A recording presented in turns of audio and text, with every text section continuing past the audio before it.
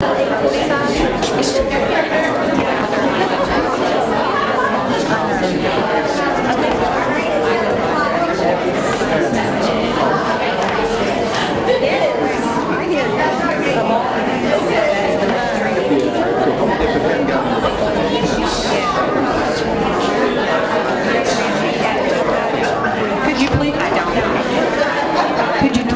take your seats.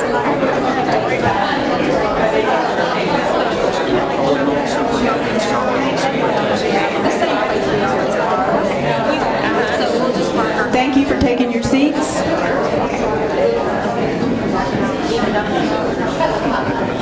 Thank you, Deb, for taking your seats. Dr. Mellon.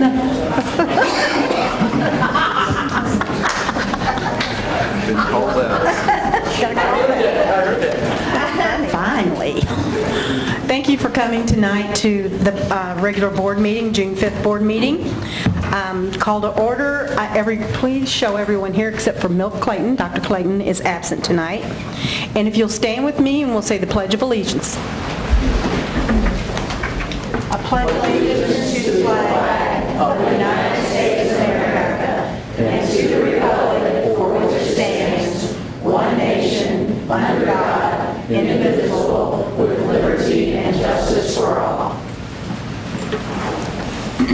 Okay, I think we have some board salutes tonight, and who is doing those? Ms. Pfeiffer, thank you.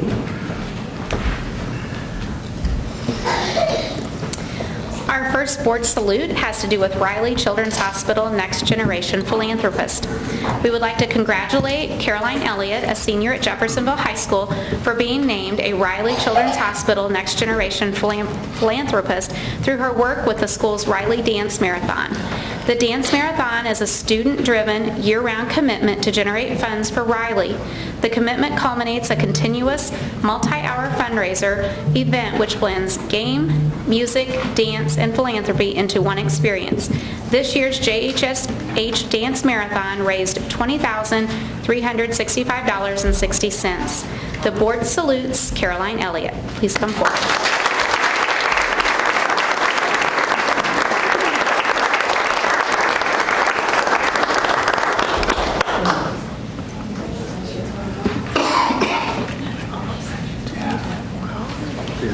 Right here. No trying to escape. We're very lucky in the school system to have a lot of great kids. And that's what makes for a great community, have a lot of great kids. And Caroline, I've known for a long time. And she is definitely one of those great kids. But sometimes kids decide to go above and beyond the call of duty, to do something that's really, really special. And that's what Caroline has done. She's gone above and beyond to be recognized at this level, and we're very proud of you for that. And this shows also the quality not only that you possess, but also I know Dad's back there too.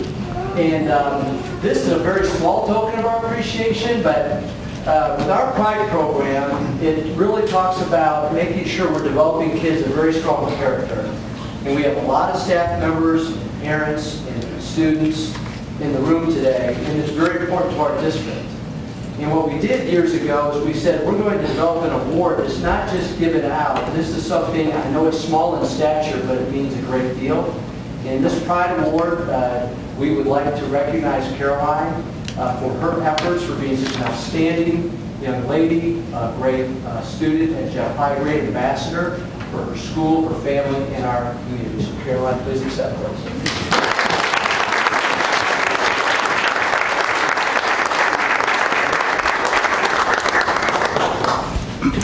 Good evening. Each year, the Clark Circuit Court number 4 hosts 10 Law Day finalists on May 3rd that were selected to read their essays about being an American to a panel of judges from Clark and Floyd counties. Congratulations to our Greater Clark County students who were selected to participate and received a $100 cash prize. Anvir Mann and Cooper Turk Gagel from Utica Elementary, come on up.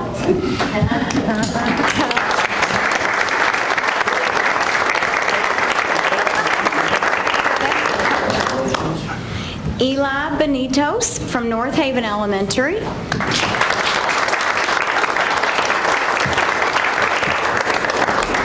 And Ella Woods from Wilson Elementary.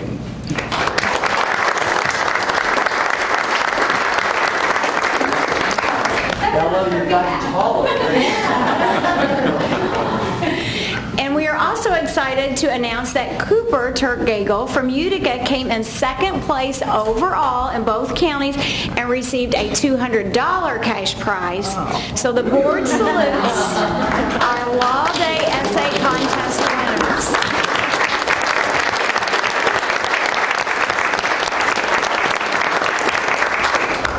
First of all, gentlemen, you look great tonight. You look outstanding. You got some smiles on your face, which I really appreciate. We are very proud of all three of you. I will tell you, the skill of writing is a skill. If you do it well, you can be successful the rest of your life. So your demonstration of not only being able to write, but to be able to write so well in a competitive environment is outstanding. And so we are very, very proud of you, and hopefully the certificates are a way for us and the board as a central office team to thank you for being such great young people, and we're very, very proud of you.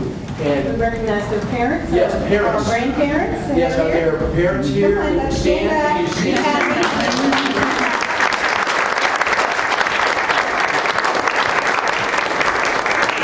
Thank you, parents and family, just for entrusting these great three young men to us as well. Thank you. Congratulations, gentlemen. Teachers, staff member, Alan. Okay, I don't want to miss anybody. Did I miss anyone? Yeah, it does. It takes a village. Yes, it does. So bottom line is, I'm sorry that I did that, but obviously without teachers, they're pretty important too, aren't they? Say that? Would you have been able to submit this high-quality work without your teachers?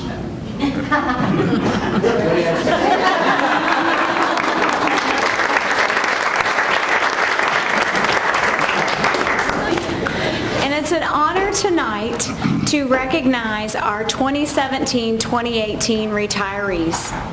Tonight, the Board of School Trustees and Administration would like to recognize and salute our 2017-18 school year retirees.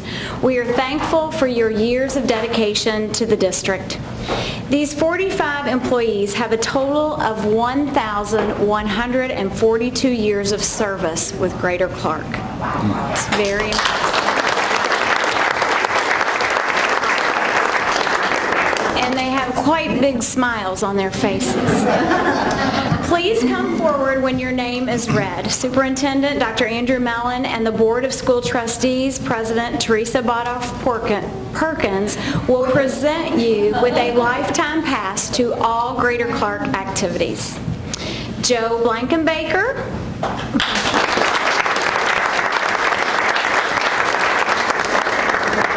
Linda Cannon,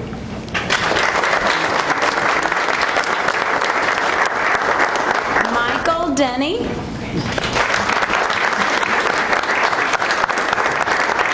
Wanda Eversole,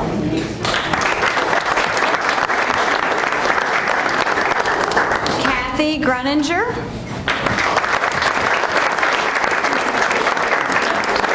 Marlene Hazuga,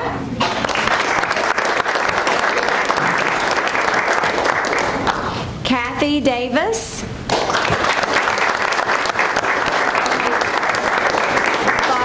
Grow, Paula Lynn,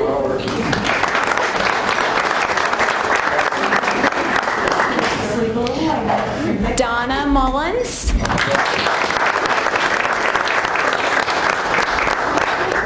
Ann Schneff,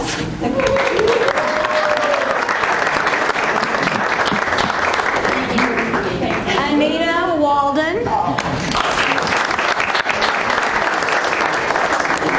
Anna Williams,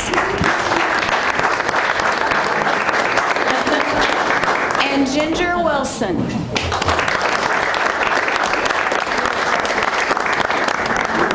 stay in bed a little longer and coffee on that. Or tea, or whatever.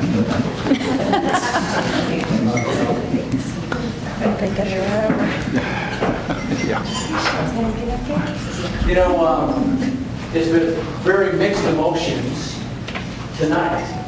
I've been here 6 years and I've gotten to know these individuals in one way or another, and we're very blessed to have them in our school system in all the different capacities they serve us. And so, on one hand, it's a little bit of a heavy heart because there's a lot of great people with great experience that are leaving us. But on the other hand, they've worked so hard for so many years that you're also very, very deserving of the next chapter of your life.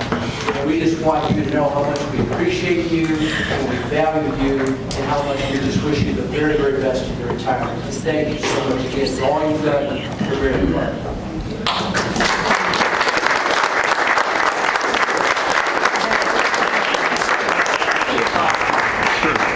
Great job.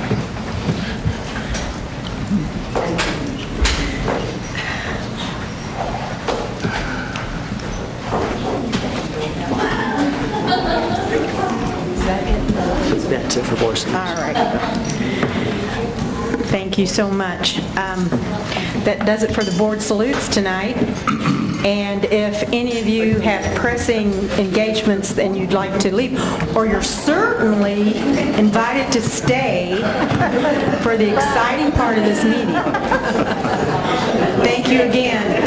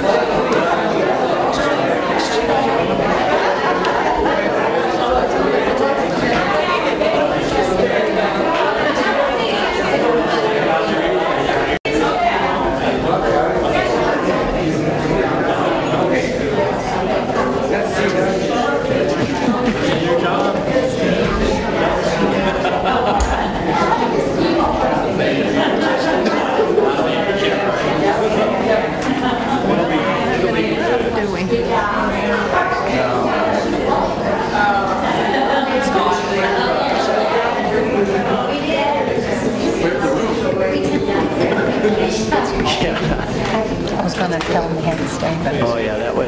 All right, thank you very much. Moving on the agenda, the next item is the approval of tonight's agenda. Do I have a motion, please? Motion to approve. A second? Second. Thank you, Ms. Ullman.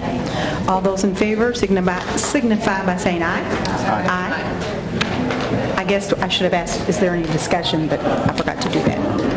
All right, approval of minutes from previous meetings. I need a motion for that. So moved. Thank you. And I need a second. Second. Thank you. Any discussion? Any corrections? All those in favor signify by saying aye. Aye. It's unanimous. Our next, do we have any public comments on agenda items? No. Okay, the consent agenda. There's 7 items on the consent agenda. I need a motion, please, to approve it. I'll make that motion. Thank you, Ms. Kraft. A second. Thank you, Ms. Ullman. Any discussion? Hearing none. All those in favor, say aye. Aye. Get through these 7 items here. Okay, gifts to buildings. Ms. Ullman, would you share that information with us? Yes, I will. The gifts to buildings for June the 5th, we have $14,674.63. Jeff High, Parkwood, River Valley, Spring Hill, Thomas Jefferson, and Wilson. And I'm here to accept the motion to accept the gifts to buildings. You're making a motion to accept the gifts to Yes. buildings. Do I have a second? Second. Thank you. Any discussion? We're always happy to get gifts from folks. All those in favor signify by saying aye. Aye. And that brings us to our action items, and I think we have 21 action items tonight, so Mr. Dykle, you're up for the surety bonds. Good evening, Board. First two are basically the normal things that we do at this time of the year. As part of our annual financial process, Board approval is required for all bonds for our deputy treasurer, extracurricular treasurers, and other employees who handle cash for the school corporation. You'll see the attached list of all the names and their bond amount. So we're asking approval for designation of extracurricular treasurers and amounts of surety bonds for the deputy treasurer, extracurricular treasurer, and miscellaneous staff. And this is for a period of July 1, 2018 through June 30th of 2019. Do I have a motion? I'll make a motion. Okay, thank you. Do I have a second? Second. Thank you. Any discussion, comments, questions? Now, this is for every building. Every building has this, and then we have central office too, or this is separate? Well, mine is separate. Okay, But all right. it's the deputy treasurer for Jennifer, and then you have all the high schools, the middle schools, the elementary schools. Then we have the cafeteria managers, because they handle the cash. The pony driver, because he also handles cash at times. We have two food service staff ladies here in our building that handle it, and also the health coordinator handles money at times. Okay, thank you for that So we're looking clarification. at $491,000 worth of bonds just on those people. Okay, thank you. No discussion, no questions besides A mine? little comment. Comment, go ahead. Well, I always have to have comic relief here. I went to the Geek Squad yesterday to renew my yearly amount of $100 that I have to pay so that they'll fix anything or whatever it is they do. And I handed them cash, and he said to me, "I'm sorry, I can't accept cash." Okay. You have to have a credit card. We don't do cash for this particular. I just thought I'd throw it in there. I said, okay. Cash is obsolete now, I guess. I guess it is. Okay. Got to have a debit card. Yeah. All those in favor signify by saying aye. Aye. All right. Dr. Dykle, I believe you're still on. Public official bond for treasurer, and that'd be you, right? Yes, this is my bond. The public official bond from Selective Insurance for myself is in the amount of $100,000. The annual premium for this bond is $218. The effective date, again, is renewal from July 1, 2018 to it should be June 30th, 2019. This is just our normal routine action. Thank you. Do you have a motion? Motion to approve the public official bond renewal for the treasurer, Dr. Dykle. Second. Thank you. Comments, questions? All those in favor signify by saying aye. Aye. Okay, you're bonded. I'm bonded. Yet again. Yet again. Dr. Dykle, acceptance of Breakfast After the Bell grant. Yes, this is a Natalie grant. The Breakfast After the Bell grant supports schools with the purchase of equipment, materials, and promotional initiatives facilitating breakfast after the bell delivery models such as breakfast in the classroom, grab and go, or second chance breakfast in an effort to increase student participation in school breakfast. Grants are supported financially by Amazon. Greater Clark County Schools was awarded $16,550 for Charlestown High, Jeffersonville High, and New Washington Middle High Schools.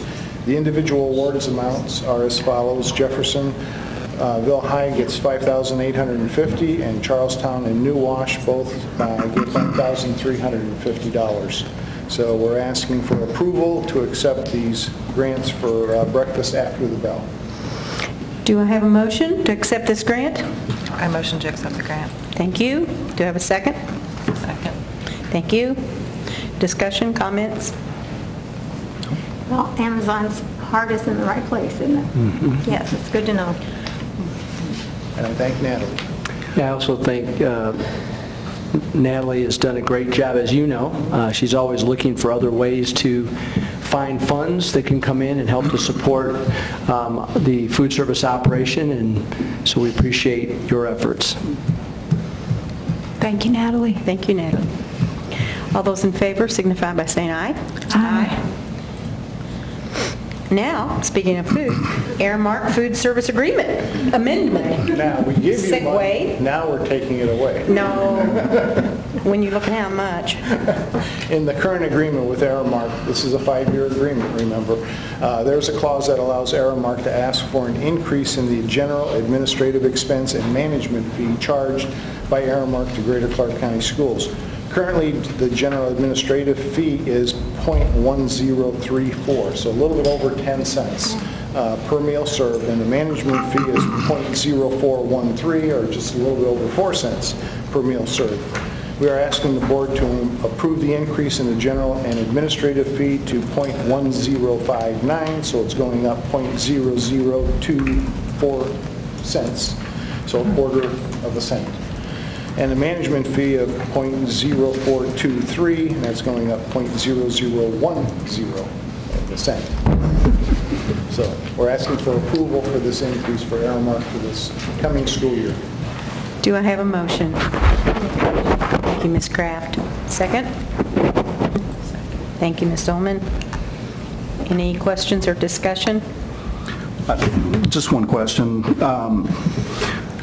Is there a trigger that, I guess, sort of kicks this in motion to say increases? The consumer price index, right? Consumer price index. Okay. So they showed to me what the consumer price index was, and then I agreed, and then I bring it here. Okay, all right. I knew there had to be something, so. Yeah, thank you for that question. All right. Any other comments? All those in favor signify by saying aye. Aye. Opposed? Okay, I thought I saw some. All righty, JHS Custodial Services Agreement, and that again is Dr. Dykle. I'll be here for a while. I know. On May 15th, the Jeffersonville High School Custodial Service bid was awarded to Ag Tech Service Group, ATS. The service agreement is attached and presented for approval. The cost is $38,027.38 per month. The contract period would be for 1 year starting June 18th, 2018, with the option of 2 one-year renewals. So the approved service agreement has been reviewed by Mrs. Geltmaker, so we're asking now for your signature on it. I told you I'd bring it back the next board meeting. Right. Do I have a motion? Approved service agreement with Ag Tech Services. Thank you. Do I have a second? Second. Thank you. Discussion, questions? Looks good. And we will, in a year, you'll evaluate the, Let me say this also, since Dr. Clayton's not here, I was hoping he'd be here. We did reassign all the custodians at Jeffersonville High School, and they are staying within the Jeffersonville area. That was one of his concerns Great. last board meeting. So. great, thank you. Thank you for adding that. All those in favor signify by saying aye. Aye. Opposed? All right. Number 6, Dr. Dykle, is bid award for the Fetter Center interior renovation. Yes. Bids for the Fetter Center interior renovation projects were opened on Tuesday, May 29th at 2 p.m. The bids were publicly opened and read aloud. We received 4 bids, which ranged from a low of $838,000 to a high of $987,000 for the base bid. If determined on base bid alone, the lowest and best, most responsive, most responsible bid would be the one submitted by AML Incorporated of Floyd's Knobs, Indiana, with a base bid amount of $838,000. Alternate bids were also included in the scope of work. Alternates may be accepted or rejected at a later date as appropriate to the project budget. Money to fund this project will come from the 2017A bond. So we're asking permission to award this to AML. Do I have a motion? I move to award the Fetter Center interior renovation bid to AML Incorporated. And a second, please. Second. Okay, any comments or questions of Dr. Dykle? Just one, Dr. Dykle. Do we know anything about AML? Have they done work for us before? Have they done work for Anybody in the area? They're from Kentucky. Floyd Snobs. Oh, Floyd Snobs, okay. Yeah. But they were working in Kentucky. That's who I called to do a background check on. All right, so we got references, and they appear to be, okay. They've done it out in River Ridge as well. Oh, have they? They've been around a long time, family-owned. Yes, Very reputable. the Libbs family. Yes. Okay. All those in favor signify by saying aye. Aye. Opposed? Thank you. Number 8, we have an addition. Oh, number 7, that would be the one right before number 8, wouldn't it? Charlestown Middle School and River Valley Middle School construction projects change order number 3. Yes, for each. 2 change orders, number 3 for Charlestown Middle and River Valley Middle Schools are attached for your review. The Charlestown Middle School change order includes a credit due to the deletion of the cooling tower scope of work, several tweaks to existing work that our maintenance department would like, and conversion of the tennis courts to a parking lot. Remember, we took the tennis courts down. The River Valley change order includes replacement of the second floor restroom lounge galvanized pipes, which were really in bad shape, according to our plumbers, and several tweaks to existing work, again asked for by the maintenance guys, and a temporary computer lab that we had to set up. So the amount of the Charlestown Middle School change order is a credit of $39,200 and decreases the total contract sum to $5,210,280. The River Valley change order is an increase of $14,300, which increases their total contract sum to $7,502,000. So we're asking approval for both change order 3s. Do you have a motion on these change orders, please? Yeah, motion to approve the change orders. Do I have a second? Second. Thank you. Any questions, comments? So that computer lab that's temporary, that is just what it says, it's temporary. Yeah, we just have to set it up computer now. lab, put the electricity in there, move them down, and then once we get far enough along, we'll demolish that one and move the children back upstairs. Okay. Is this River Valley still within the contingency? Pardon me? Is the River Valley addition still within the contingency? Yes, they still have their contingency. Okay. I think that's important. Me too. Because the project, that'll reduce the contract amount. Okay. The way it looks to board is that, just a quick summary, both the second floors at Charlestown Middle School and River Valley Middle School should be complete and ready to go before the start of the school year. Good. 6th graders at both schools will be moved into the upstairs levels.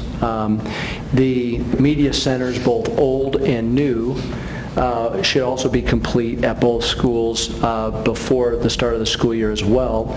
And I believe the science labs are also to be completed, if I'm not mistaken, before the start of the school year. So that's pretty good considering we just started here a little while ago. Then everything should be done. In the downstairs, it'll be a matter of sort of going in a phasing of the downstairs and moving kids out, and I think doing maybe 4 classrooms at a time, right? That's what they're planning, yes. And be done by December. So it's moving along very well, and we'll have to set up a time for you to get over and see before the start of the school year to see the progress. But we're very pleased so far. Okay. Any others? Okay. All those in favor signify by saying aye. Aye. Any opposition? Okay. And now number 8. North Haven Elementary School renovation change order number 8 and 9. This is, we deleted 9. It was just 8. We changed that. The architect pulled number 9 back. Thank you. Change order 8 for North Haven Elementary School is requested to replace a main water shutoff valve and to modify 3 classroom walls. The cost is $7,283 for this change order, which will be deducted from the contingency allowance, leaving a balance of $8,357. Therefore, the contract remains unchanged. This shutoff valve is in bad shape. It's like any valve. If you don't move it every so often, it'll just freeze and then it breaks. So that was our concern. Thank you. Do I have a motion, please? Move to Go ahead. Change order for North Haven for addition renovation project. Thank you. Do I have a second? Second. Okay, any questions, comments? Hearing none, all those in favor say aye. Aye. Any opposition? Thank you. Thank you. Now we have Ms. Schneck, who is going to be retiring and leaving us, and we're not happy, so go ahead. I'm sorry, Madam President, I do have a quick question. I apologize. So I have the Curtis and Livers Consulting contract in my packet to sign. Do I just need to turn that sideways and not deal with it? The Curtis and Livers contract? Yeah, that's why we're here to have it signed. Yes. Oh, I thought he said he pulled 9. No, I'm sorry. Okay. Change order now. Not I'm thinking, what? Yeah. All righty. No, that's good. Number 8, it was All righty. Thank you for that clarification, sir. You go right ahead, Ms. Schneck. Thank you. Thank you very much. Yes, I do want you to sign it, okay? And this is just a renewal, and that's Curtis and Livers Consulting Agreement, and basically, they give us our backup for our special ed count. So we do the SE count through our system, but then this is our double check on that, and we find that helps us to have an accurate count. So we're asking you to approve the cost of that at $1,800. Thank you. Do I have a motion? I move to approve the consulting agreement with Curtis and Livers Consulting as submitted. And do I have a second? I second that. Second. Oh, we have Ms. Craft. That's correct. All those in favor? Oh, any discussion? Okay. All those in favor signify by saying aye. Aye. Any opposition? Thank you.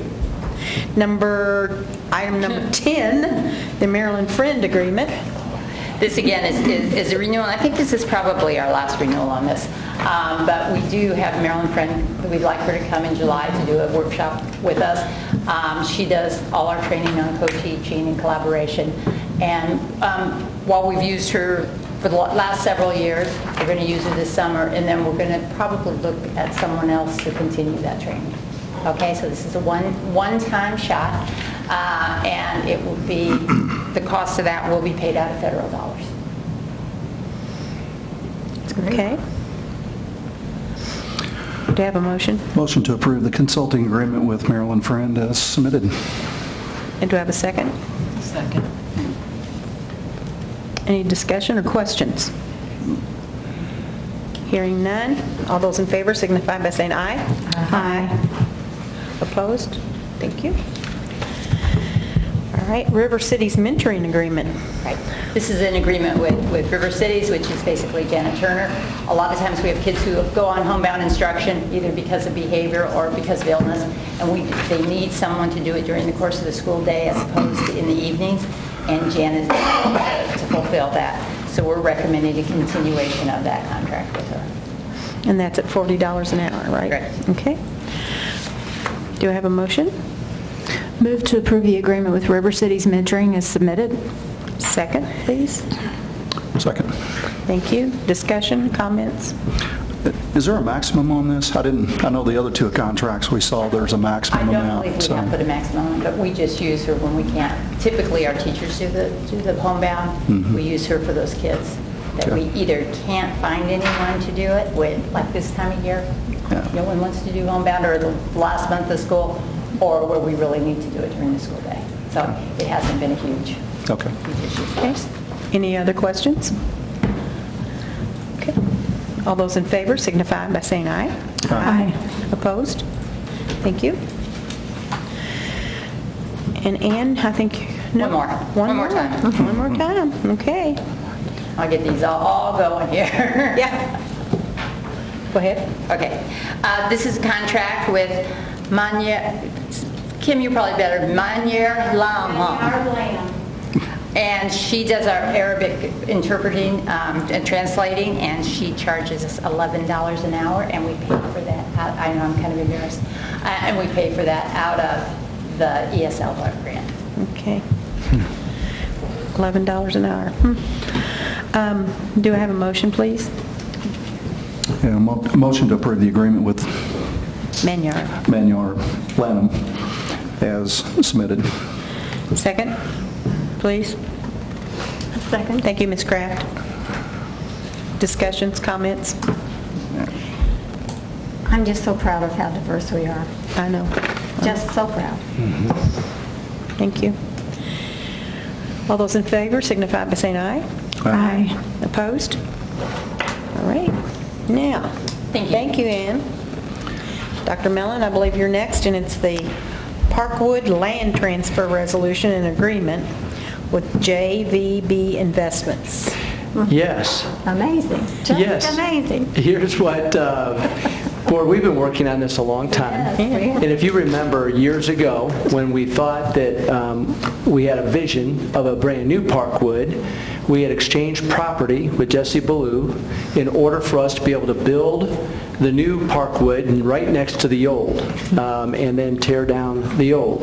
That was the plan. So we entered into an agreement with Mr. Ballou, and we agreed to exchange land. At that time, that transfer, we had land appraised, and that appraisal benefited Mr. Ballou, and we were able to work on a tax credit for him in that regard, so we were very lucky. So this time, we are not going to be building a brand new Parkwood. We have been renovating the existing Parkwood, and there's going to be a need down the road to probably increase the size of the gymnasium, the cafeteria, and the kitchen. Those are three very small areas that we're going to have to one day address, because that is our largest elementary with 540 or 50 students in it. So knowing that will come, we are looking to exchange land back with Mr. Ballou, where we will have the land between the current building and Lombardi Avenue. And so what we'll be able to do is expand the building toward Lombardi and build a parking lot right off of Lombardi. And so therefore that accommodates the need for growth at that building. So this time the appraisals were done to Greater Clark's favor. So Mr. Ballou has agreed to pay costs of some of the survey work and so on that we had initially had to pay. So he's going to reimburse us for those costs. And he's also going to become a pathway partner for our Academy pathway work at $10,000 per year over a 4-year period. So we've had a very good partnership with Mr. Ballou over the past several years, and I've enjoyed working with him. This has been a long time coming, and I'm appreciative of being able to work out this land swap that will be tremendously beneficial for Parkwood, as well as appreciate Mr. Ballou's commitment to support our academy work, because the difference in appraisals was, I think, around the $59,000 mark, if I'm not mistaken. So it works out really well for all parties concerned. So that would be my recommendation to you this evening. Thank you. Do I have a motion, please? I would like to make a motion to accept the partnership. Thank you. Do I have a second? Second. Thank you. Comments? Questions? Hearing none. All those in favor signify by saying aye. Aye. Opposed? Thank you, Board.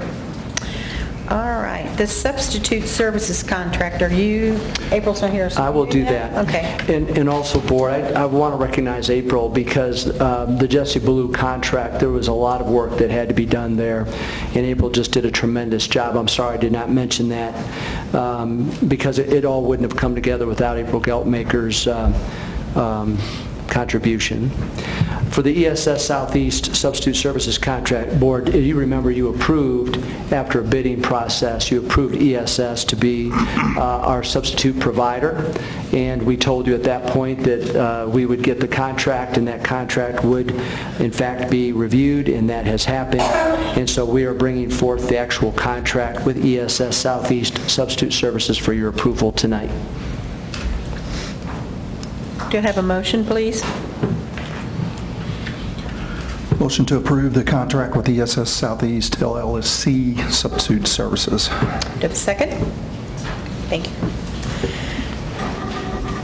Comment, questions? I feel better after seeing the contract. Okay. All right. All those in favor signify by saying aye. Aye. Opposed? Thank you. Now we get into a whole series of handbooks and handbooks and handbooks. We have a lot of We're going to start handbooks. with elementary student handbooks, and it's Dr. Hartledge. Okay, each year we review our elementary handbooks. We revise them to reflect the changes in the law and/or corporation policies and procedures. Each elementary school submitted their revisions pertaining to their particular building, and then all of those are collected. Myself and Donna Robinson, we review all of those changes and look for consistency across the elementary schools and have made revisions according to any changes that are going to be made. Copies of each handbook and a summary of the revisions are attached for the board's review, consideration, and approval. And an updated copy of the student rights and responsibilities in the calendar will also be added to these, and the student rights will be approved tonight. And then we send them off to the printer, and we also publish these both in Spanish and Arabic, and we have to have them translated and with the changes as well. Do I have a motion, please? I approve the 1819 elementary student handbook. Thank you. Second. Second. Who was that? Okay, Ms. Gilkey. Questions, comments? All those in favor signify by saying aye. Aye. Opposed? Thank you. Passes. Next, we are looking at our elementary athletic handbook, and the same thing, we review that each year with our elementary athletic coordinator and the committee of principals to reflect upon the school year and talk about any proposed changes that we feel like we need to be made. So all rules of the sports played remain the same, but we've made revisions in the 1819 handbook as follows: the dates and times of the games and when they will be played, or the various events. We removed Adrian Bach as a member of the 1819 Elementary Athletic Committee. We've changed the start time of our cross-country meet to 5 o'clock from 4:45 because we always have a hard time getting everybody there by 4:45. And then in basketball, this year we went back and forth and had a lot of discussion with the reconfiguration of Charlestown with Jonathan Jennings, because they have double the amount of athletes as a lot of our other schools. So our athletic committee had decided this year that they were going to keep both teams within the same division. But then after playing that out this year and reflecting upon when we look at the cross-country teams and we look at the divisions, they were just this monstrous team compared to the other teams in the division, so we did make the decision to move the white team to the American division, and we moved North Haven, so we swapped those two teams out. But we had a lot of discussion before we made that decision. Okay. Do I have a motion, please?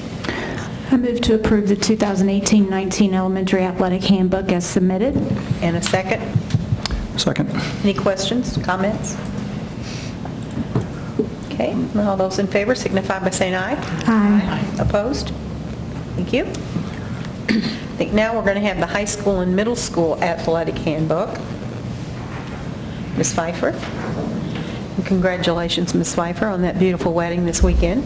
Thank you very much. We're very excited to have that over and all successful. It was good weather, outdoor wedding, no rain. We were happy. Awesome. Tonight I'm bringing to you both the high school and the middle school athletic handbooks for 18-19. Again, each year the athletic handbook for our high schools and middle schools are reviewed, revised, and reflect changes in rules, expectations, and/or the opportunities for our student athletes. You have been given copies of those with revisions made. Highlighting those, one revision would be that they just wanted to make sure and note that there needs to be 10 practices at the high school level before an athlete can participate, but if moving between sports, that is 5 days, so that is updated. Also, the person that has the ability to give physicals, we made the addition of the nurse practitioner and the physician's assistant to that list. Also, a clarification on gate. New Washington Middle High had been charging one price for middle school, $5 for high school, which $5 is across our board. But if there was a middle and a high school the same night, they had been doing $5 because it's just impossible to keep track of who's going where. It just wasn't in our books. So now it's actually there in the athletic handbook. So if anybody asks, it's in writing now. Also, some additions to the sportsmanship expectations. And I believe that's all for our high school changes. And then middle school changes were not nearly as many. First, there were some adjustments to some dates for 6th grade basketball. We've had the inability to play some of our Jeffersonville High School competitors' feeder programs, and so adjusting some of the dates of the 6th grade basketball schedule will allow us to be able to have our middle schools play their middle school feeders, so that's in there. And then also we've made a slight adjustment to the middle school gates, one to reflect more closely aligned to what the high school does. High school doesn't give a senior discount, and the middle school has, and that's caused some conflict because when we go from middle to high school, then they're upset with the high school. So we're just going to make that one flat rate. For adults would be $4, and then in the past, students have not had the opportunity to use their Pride Awards to be able to get into a ball game. So we'll be making that $2 for a student that doesn't have a Pride Award, but as my schools tell me, almost every kid has a Pride Award, so that'll be a benefit to them to be able to use that, to be able to access every basketball game. So that was an addition to the handbook. Okay. And those are all our changes. Okay. Do you have a motion, please? Motion to approve. Second? Second. Okay. Comments, questions? Well, I'm really glad to see the addition of the sportsmanship expectations for parents. Yeah. Almost wish we could do /fans on that, but I guess you have to limit it somewhere. So good work on that. Thank you. Any other comments? Ditto. Okay. All those in favor signify by saying aye. Aye. Opposed? Thank you. That passes. All right, now we have the students' rights and responsibilities for 2018-19. Ms. Pfeiffer? Yes, I will also be bringing you the same as each year, the Student Rights and Responsibilities Handbook. It's also revised to keep current with state and federal law and with changes in board policy, and a copy of the rights and responsibilities is attached for your review. I'll just highlight a few of those things. We needed to change the wording from No Child Left Behind to ESSA, so just that change in term. Also, there were multiple places where human resources or Dr. Hare's title was actually listed in the Student Rights and Responsibilities, so we've adjusted that to just note Assistant Superintendent or other proper chains at this point for next year. Also, there was some updates to Indiana Code, just their numbers that we needed to put in regard to firearms, destructive devices, and also one with special ed regarding if they would have a firearm on campus, and just that they needed to be held under their procedural safeguards. We also had an update on habitual truancy, making that adjustment to 10 days, which is an agreement with the state recommendation of 10 days. Also, another portion that we'll be adding is to address habitual truancy, and we'll be adding the Indiana Code that allows a principal to submit a form that's provided to us by the BMV that could prevent a student over the age of 13 from accessing a learner's permit or driver's license until they correct their truancy. So we'll be looking at that change. And then small adjustments to the order of due process. We just had a few things a little out of order in that, and so we've revised that as we've been looking over the due process. And then also just an update on the date, bringing that up to date as April 2018 for asbestos notifications in all of our projects, our buildings where those are located. And I believe that's all the updates to the Student Rights and Responsibilities. Do you have a motion, please? Yeah, motion to approve. Second, please. Second. Thank you, Ms. Kraft. Comments, questions? Oh, good work. I'm glad to see that we're going to follow the state recommendation on the driver's license suspension. I'm just glad to see that there are consequences for behavior. There are consequences for behavior. Yes. There are. And that's a good thing. And there's good consequences for good behavior. That's right. That's right. Consequences. Use your Pride ticket to get in the ballgame. That's right. Is consequences good? I've never heard that. Good consequences. Oh, okay. All right. Never seen that written. Okay. Yes, we have good consequences. I don't know if it's right, but we have them. Any other comments? All those in favor signify by saying aye. Aye. Opposed? Okay, passes. All right, and this is yours too, right? I'm actually going to ask Dr. Hartledge to join me. This is actually a K-12 initiative that we're entering into. Yes. So I'll be reading some background information, but then also having Dr. Hartledge share implementation at the elementary, and then I'll be sharing implementation. It's number 19, final forms agreement. It is. So Final Forms is something that will provide supports to our K-12 athletic programs to ensure that we have increased efficiency in the distribution, the collection, and the verification of required paperwork for parents and students that are required to participate in an extracurricular offering. The efficiency for parents and athletes will be increased, and our compliance and ability to have safety measures in place to provide those extracurricular participations will be wonderful. That increased compliance and increased safety measures will result in less controversy, risk, and liability for our buildings in the district.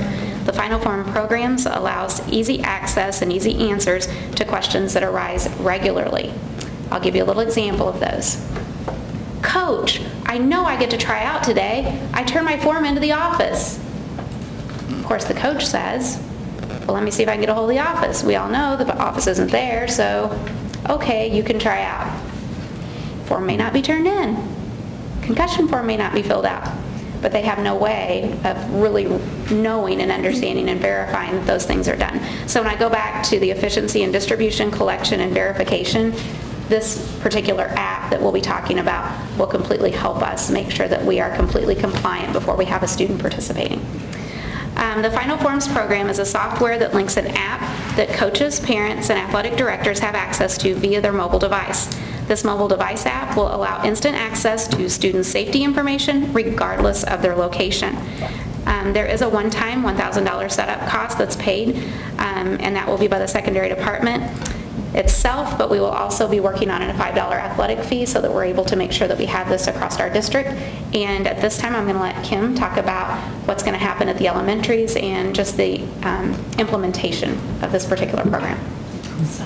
When Kimberly shared this opportunity with me, I said, you know, we start in third grade. And if they start in third grade, once they're in the system, their information is there. And just like with Power School, parents will have an opportunity to go in and update that information, revise it with any new medical conditions or allergies or anything like that.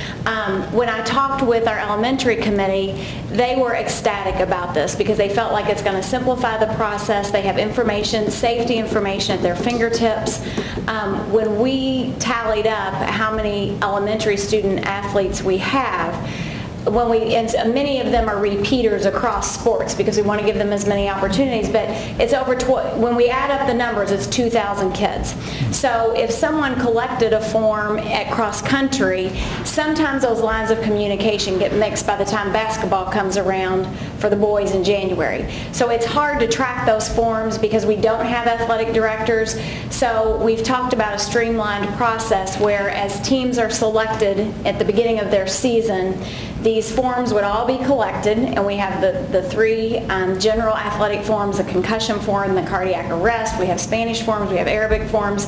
It gets very complicated now because of new legislation. But the coaches then would manage the rosters. Parents would enter the information. We would collect the fee through our administrative assistant. They would run it through their ECA accounts, and then they would pay the company our portion for that particular elementary school. But how we're going to roll this out is we would have our coordinator and the athletic committee trained, and then they will hold a training for the coaches this fall. As each season unfolds, we'll train those particular coaches. But we think it's going to be a huge addition on many levels as far as safety, efficiency, how correct it is, so we have the right information when we have to make split decisions on children's well-being. And I can add a little bit more. The app, when you open it up, has colors that some of the dots will turn, and a player is not allowed to participate if their dot is not green. And if it's not green and it's yellow and you click that child's name, then it would show you exactly what they're missing. So you would know right then, and then it has another button where you can send the parent a reminder. So the parent reminder goes directly to that student and what contact information they've given, so they'll know what still needs to be turned in order for their child to participate. So that's a huge plus for us. The only thing that would be coming back paper would be that physical form. They can go on their app and actually print the physical form, so they don't have to worry about coming into the office to get one or anything, so that's more efficient for them. But that would need to be turned in back to the office, and then our secretary or athletic director would scan that, and then it goes into that child's system. The program also has the ability that when that date comes due for it to be re-upped, it will automatically send the reminder to the parent because the app knows what dates have been put in there as expiration dates. So that would be an automatic, so it won't be our athletic directors needing to do that constant send out. I mean, we still can, but it would be one extra step to make sure that they have that notification.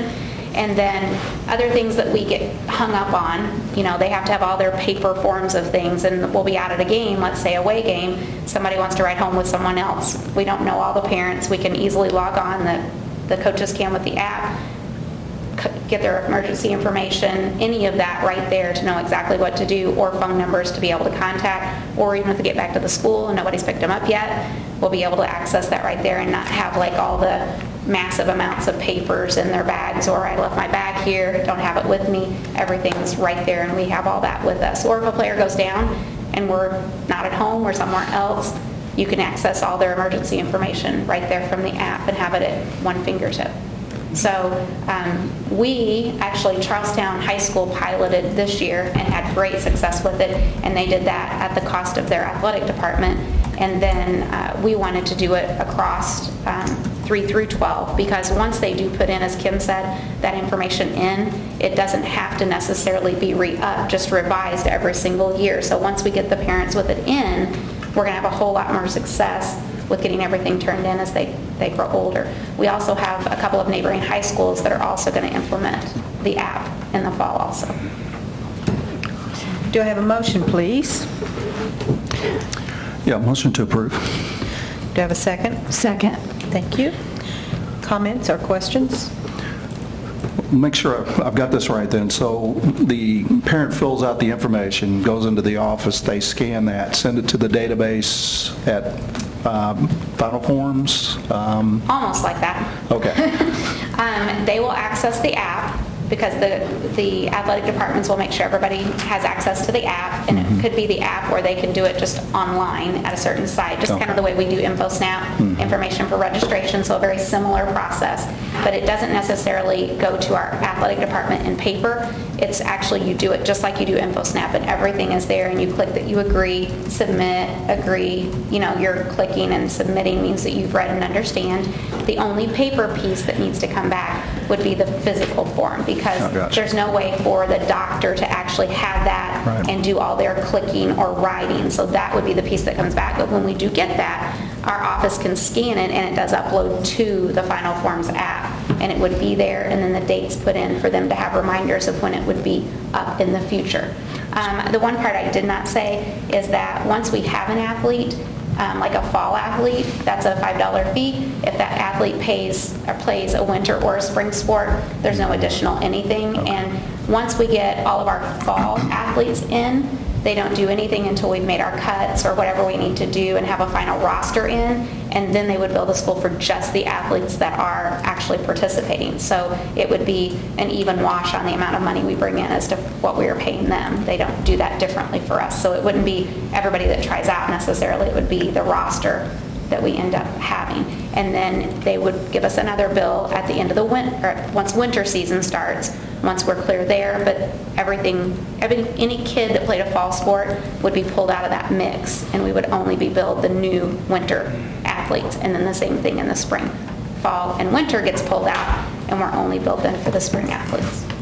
So is there some type of security protocol in there? I mean, can say a kid that goes to Wilson, can someone from Maple see their information? It's all building. We've submitted all our building information. Specific, okay. Yeah. Okay. Okay. Very good. Any other questions? I have one. Eligibility, academic eligibility. Eligibility will still need to be checked. It won't be on this. You were talking about the colors changing? Actually, it can be added. Oh, great. But that would need to be added by like our athletic director. Right. It's not necessarily a form that has to be put in. It would just be us entering that information. And it even has like a dashboard that can tell you out of all of your athletes, how many of them have this GPA, I mean, it's very detailed in the things that it could actually collect, the data it could collect if we choose to use that part of it, but it's a part of what we're doing. Is that an additional cost, or is that? No. Okay. So attendance, the coach can see attendance too, or not? I'm not going to say yes or no to that because I don't recall that being on the dashboard, but I'm not going to say that it's not there. We do if approved tonight, our training is on the 13th. Okay. Next week. And remember, IHSA eligibility, you must make sure that would definitely be part of the app because the IHSA expects that for our athletes. So, okay. Board, I will tell you, this is a long time coming. And managing all of this within the athletic department is a massive undertaking, and the fact that we can put it into an app and it can be available to coaches that are before practice starts, as was referred to by Ms. Pfeiffer, is an excellent resource for our people. So. And I would say that, out of all the work I've done this year, being able to have all of our middle and high school athletic directors in one room and really dig in and say, okay, what's going well for you for your athletic departments and what are things that we could do to work together as a larger group to make things better, this was their number one ask. And you know what? We needed to go by, the big rocks versus the small pebbles. This was one we really needed to tackle. And then it was really exciting whenever Dr. Hartledge and I talked, and she's like, I'm in. I'm going to talk to my folks. And then when she came back and said how excited they were to be able to have this efficiency piece there, and just, it's an additional safety component. Absolutely. Because we need to be able to see, is the concussion form signed, is the heat piece there, and signed, and cardiac arrest, and all those pieces, just that all that stuff is completely signed off on, and that we have all the proper information we need in case something does happen to a student while they're with us. So I would tell you, you should really commend your athletic directors also, and Dr. Hartledge and her athletic supervisors at the elementary for just, there was not one person that didn't say, I'm on, let's go, I'm on board, and let's just move forward. And Chad and Todd were instrumental in getting the final forms representative here, making sure we had all the proper information. She even came twice to make sure we had exactly what we needed, and she'll also be providing our training next week. Any other comments? Okay, all those in favor signify by saying aye. Aye. Opposed? Okay, passes. Thank you. Dr. Mellon, are you going to do these? Yes. Okay, it's our PL 221 plans. Board, all of them were attached, and I'm sure you read every single page of every single plan. But I will tell you, let me just talk about the process. We must submit these plans to the state by June 30. And it's all part of the different assurances that our schools have got to make sure they go in, make sure that we've met different compliance standards. This is one of those.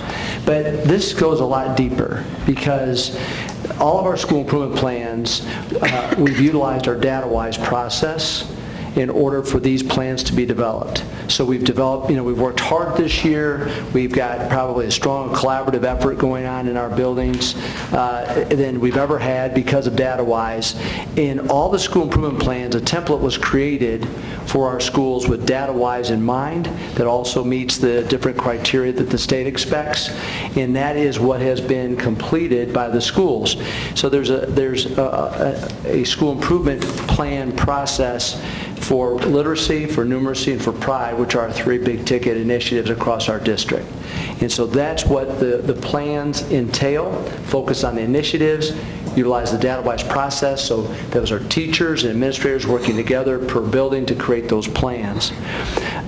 We presented this and really talked about it at our administrative council meeting in May. The academic team reviewed every single plan. The academic team made comments that went back to all the buildings. The buildings made revisions. And then all those revised plans came back to Karen Spencer, who I can't thank enough. And she did the final review to make sure that they were all in great shape. So it would be my recommendation that you approve all of the school improvement plans as presented so they can be submitted to the IDOE by that June 30 deadline. Do I have a motion, please? Yeah, motion to approve the Public Law 221 plans. Do I have a second? Second. Okay. Any comments? No. Questions? It's a lot of work, Yeah. so. And you read every single one, right? I did not read every single one, no.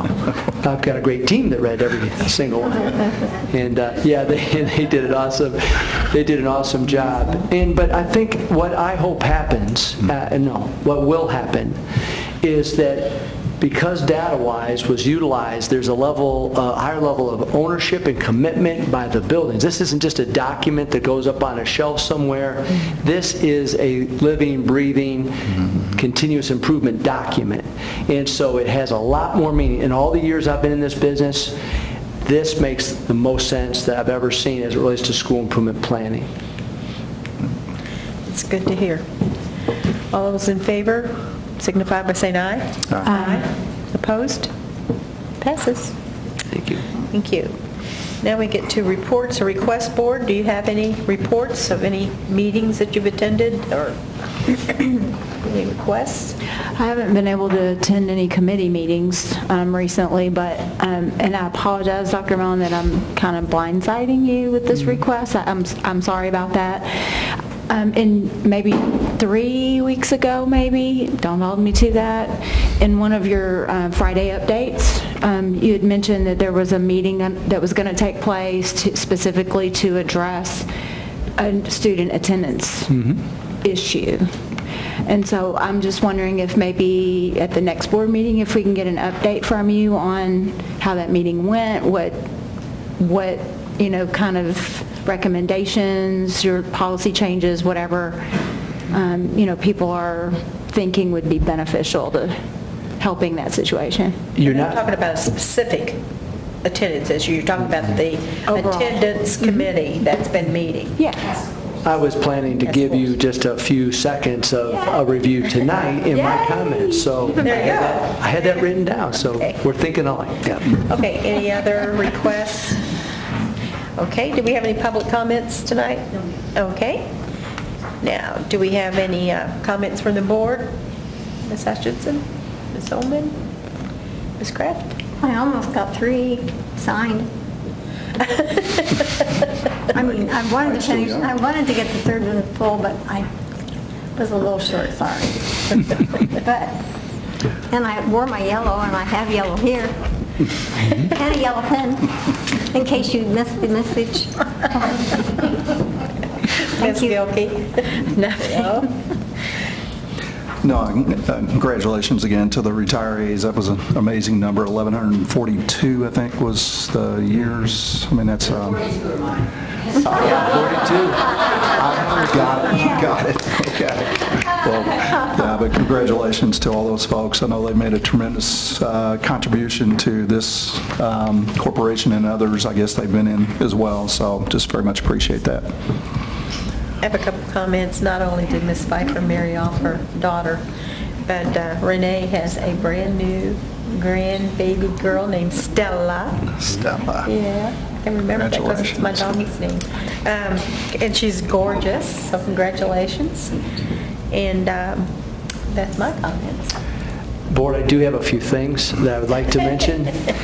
First of all, in the 6 years I've been here, our student handbooks, our athletic handbooks, our student rights and responsibilities have never been in better shape.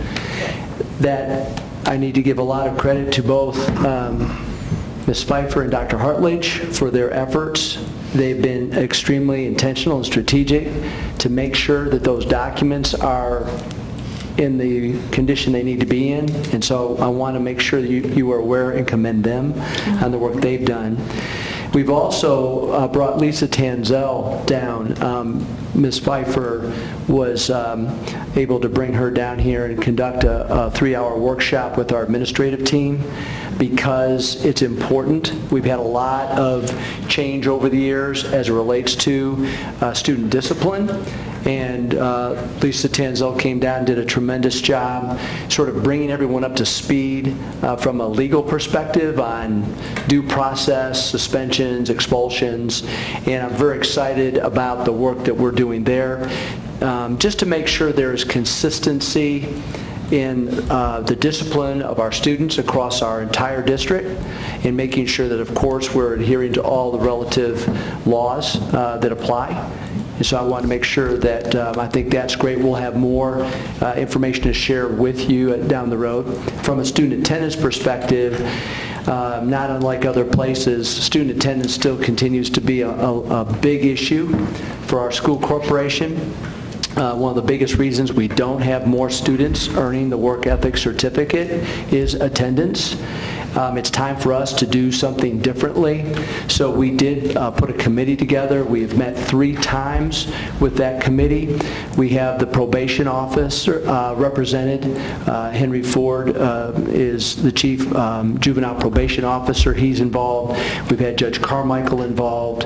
And this committee, we're not done with our work, but we're about ready to make some pretty significant recommendations about how we're going to hold students more accountable for attendance. So one of the ideas that was mentioned tonight, which has been in law forever, but we've not utilized, is this whole idea of not allowing a student with poor attendance to get a learner's permit to drive. We also have the right to not allow kids to work and remove work permits. And so one of the things we need to do is try and develop a carrot and a stick mentality that what can we be doing to promote better attendance in a proactive way, working with parents, communicating more effectively and efficiently and expediently with parents. That's a key factor. We need to up our game. And so that's part of an overall philosophy moving forward. And then also, the fact is there has to be some serious consequences. Particularly, our parents have to be more accountable. It is the law that students attend school. It's compulsory school attendance. And when they don't attend school, it is the parents' responsibility to do that. So that's why we have the courts involved in this process, because there is a legal provision that would allow us to take some pretty significant action relative to a parent who chooses not to make sure their child comes to school. So this will not be easy, but in all the years I've been in education, and I believe in our Pride Award, and I believe in the value of attendance, and I hear from our business community day after day after day after day that one of the biggest issues they have is they don't have people that are willing to show up to work consistently. Well, we've got to stop that. It has to stop here. We in education have got to take a stronger stance and make sure that we teach the life skill of attending school. It's a life skill to attend school. So I will plan on, as we finalize things, we won't be able to get everything exactly where we want it for the start of the school year, but we're going to put some things in place that I think are pretty significant, and working with probation as well as with our court system, and we'll bring that back to you hopefully around the first board meeting in July, if not the second, sometime in July. We'll bring it to you as fast as we can. Thank you. Oh, and also then, some positives. The end of year went very well. It's amazing how fast the year went. Our teachers, administrators, our staff, just did another tremendous job. Very proud of everyone in terms of their commitment to our kids. So that was awesome. We have commencement, as you know, board coming up, which is always a great time to celebrate. Sort of the end result of the work that we do is seeing our kids graduate. Friday night at New Wash, Saturday morning at Charlestown, Saturday afternoon at Jeffersonville. Mark Felix is here tonight. Mark, welcome. Mark is going to be the new GCEA president, replacing Mr. McLaughlin, and we welcome him on board in that role. And also, Mr. McLaughlin, I've said this to you many times, and I'll say it publicly. I've really enjoyed the work that we've done. Working with you for the past several years in your role as a president, you've done so with a tremendous level of professionalism. You've advocated in a manner that all teachers that you represent can be very proud. And I just want to publicly acknowledge you for your efforts, and also wish the best to Mr. Felix moving forward.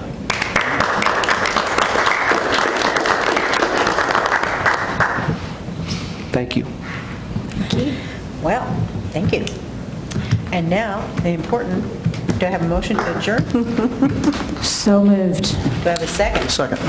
All in favor, say aye. Aye. Opposed? That's it. Thank you. Just so I know, it's 8:15. Not too bad. You just never know. Yeah, but look at this. Good to see you. Yes, a few. Always good to see you. Grab a piece of cake. Did you need to meet with us?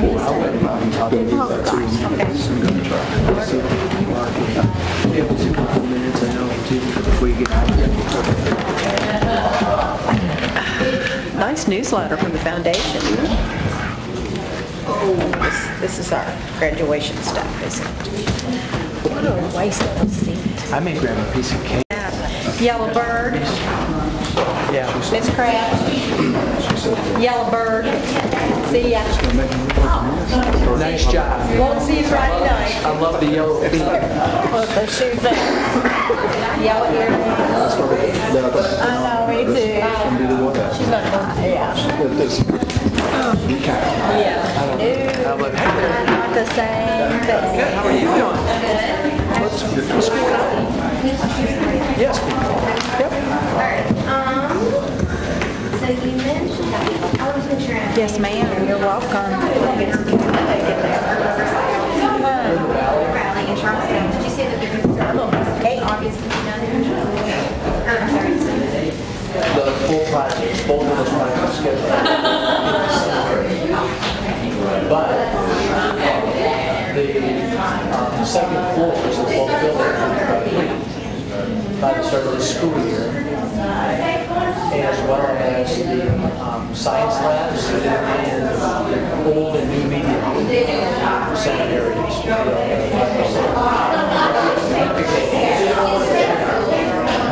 August 6th, school. Okay, so students will move classrooms.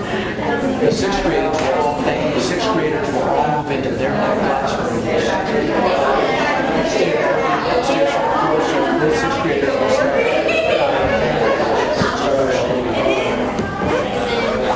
Good night. It'll be done. It'll be done by the school year. Fully renovated. So what we'll do is we're going to work out something about an opportunity to have you and other media reps to come in and see it.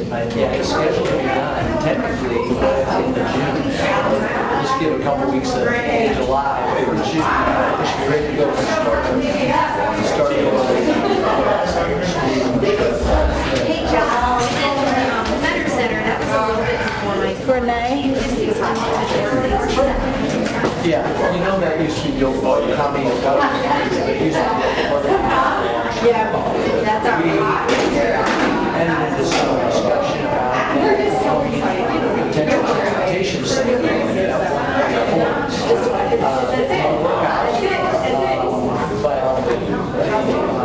Better Family donated that building and the land to the school corporation. So now we need to, which is awesome. What an awesome gift. You know, that was probably about almost a $2 million gift. So, but the inside, although it's relatively new, the inside just needs to be made. We're going to make it